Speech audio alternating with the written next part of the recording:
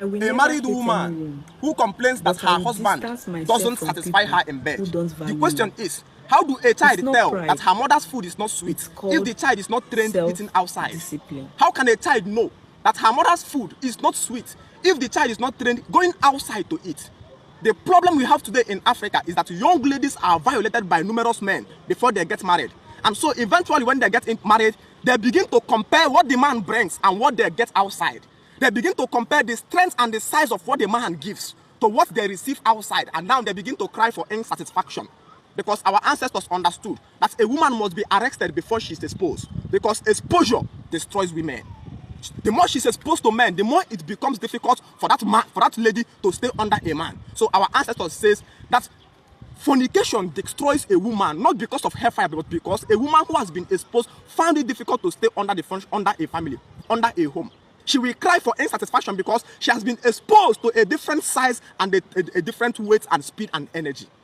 Our ancestors understood this principle and arrested young ladies at age 16, 17. She's already married.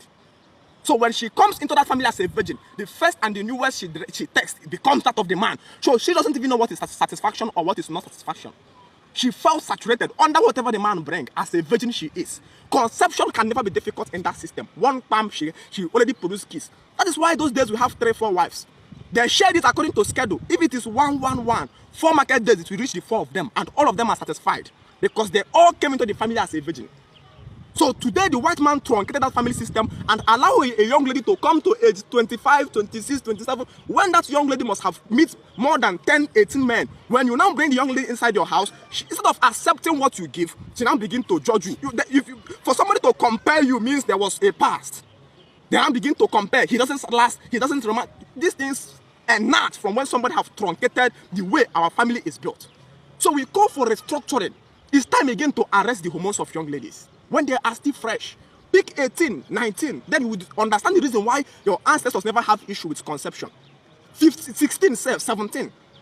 So that at that point that their hormones is still coming up, they can give birth as many as you want without any IVF or praying for a child. Just one time, they are pregnant and they will never cry of insatisfaction.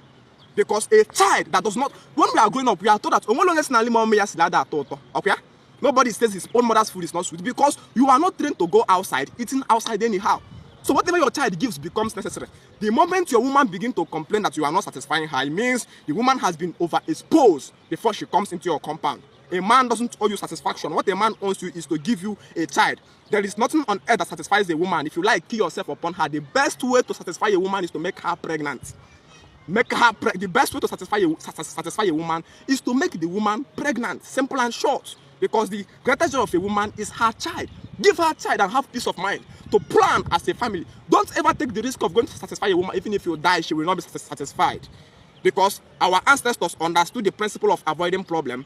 The white man came to solve problem. So today, a man is going to watch 10 movies, read 10 books on how to satisfy a woman, and the woman is still crying of insatisfaction because she was